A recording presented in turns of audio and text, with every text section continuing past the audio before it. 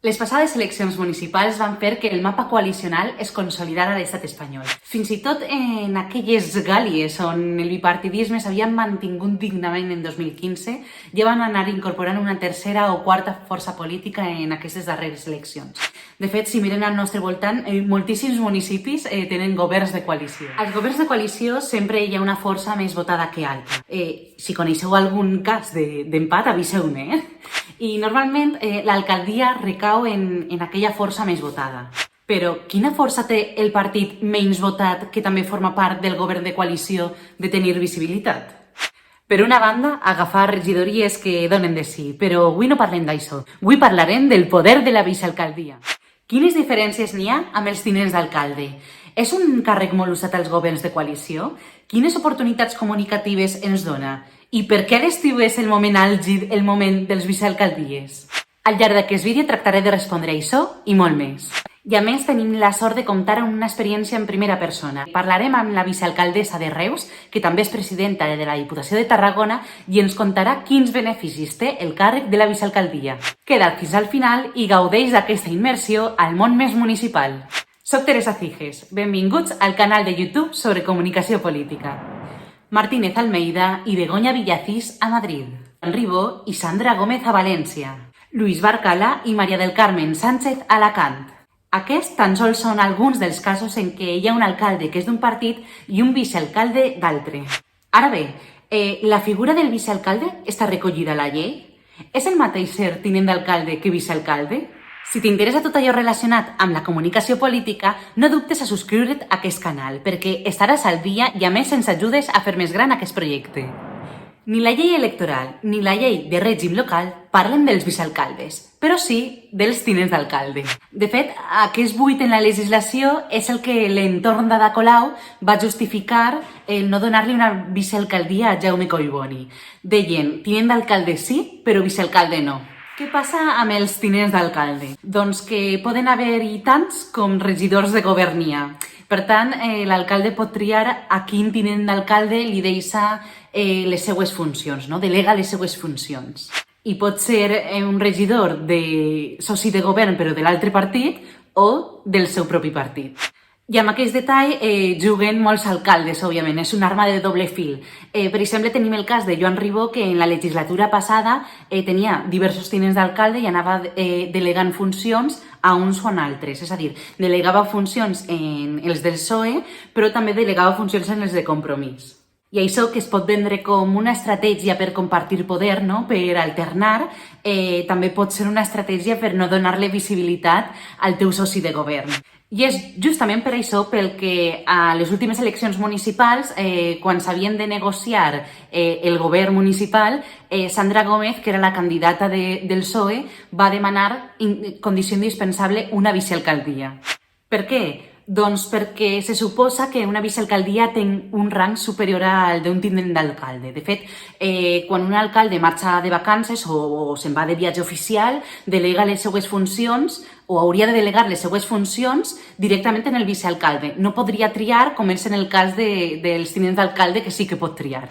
I aquesta alcaldia accidental estava molt disputada, però finalment Joan Ribó van arribar a un pacte en el que Sandra Gómez, que era la líder del PSOE, seria vicealcaldessa. Però hi ha una trampa o un detall que no se'ns pot escapar, i és que Ribó li va permetre tenir la primera vicealcaldia, però va fer una segona vicealcaldia amb un regidor seu, amb Sergi Campillo. Per tant, no sé si us sona allò que va fer Pedro Sánchez amb la vicepresidència de Pablo Iglesias, que li va dir, vale, te donen una vicepresidència, però també posem uns altres de vicepresidents. Doncs veiem que la jugada s'ha repetit igual, ha sigut la mateixa. Potser Pedro Sánchez s'ha inspirat en la jugada de Ribó. I arribats a aquest punt he pensat que seria molt interessant saber com es viu en primera persona tot allò relacionat amb la vicealcaldia i la pròpia experiència. Per això hem parlat amb Noemí Llauradó, que és la vicealcaldessa de Reus i presidenta de la Diputació de Tarragona. Escolteu-la. En les passades eleccions municipals, el nostre grup Esquerra Republicana de Catalunya a Reus va triplicar els resultats, passant de 2 regidors a 6, i vam començar les converses per establir govern amb Junts per Reus. En aquest cas ells tenien 7 regidors, per tant els resultats eren molt igualats i van plantejar de fer un govern de coalició 50-50. Com que això era difícil d'establir en el rol d'alcalde, vam crear la figura de la vicealcaldia, que ocupo jo com a vicealcaldessa, en el sentit de que no és única i exclusivament un tractament protocolari de la primera tinent d'alcalde, sinó que té una sèrie de funcions, sobretot el d'establir unes polítiques transversals i coordinades, i tota la qüestió relativa a la coordinació, les relacions institucionals entre administració i també totes les polítiques encaminades en les relacions territorials, sobretot de l'àrea metropolitana. Creiem que aquesta figura ens està sortint molt profitosa de cara a donar presencialitat i també de donar visibilitat al nostre partit i també a les polítiques que duem a terme des d'Esquerra Republicana de Catalunya dins del govern de l'Ajuntament de Reus i també de la meva mateixa persona. No es tracta d'una bicefàlia, però sí que es tracta d'un govern compartit amb 2 partits que tenen un poder molt similar arran d'aquestes eleccions i que, per tant, nosaltres creiem que això li havíem de treure un rèdit que esperem que en les properes es reverteixi i puguem obtenir així la figura de l'alcaldia. Tal com explica Noemí, la vicealcaldia repercuteix en la imatge de marca del partit, però també en la imatge de marca del candidat, del propi alcaldable. De fet, tenim molts casos de polítics que diem no sembla un alcaldable. Doncs bé, la vicealcaldia, aquesta oportunitat de donar-se a conèixer i de demostrar que vals, permet treballar-se també aquesta imatge d'alcaldable. I per què ara a l'estiu estem parlant de vicealcaldes?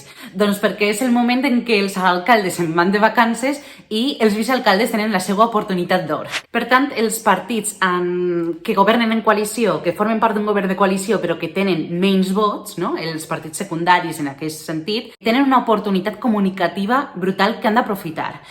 Normalment, l'agost és un mes molt raro, no? Un mes sense notícies, en què de tant en quant es parla d'algun incendi, però casos aïllats, però justament aquest agost, malauradament, tenim una pandèmia i aquest agost el focus informatiu està molt present i la gent està molt pendent de les notícies que des de les institucions donen. Per tant, s'ha d'aprofitar també aquest moment. Este agost els vicealcaldes han d'aprofitar el moment.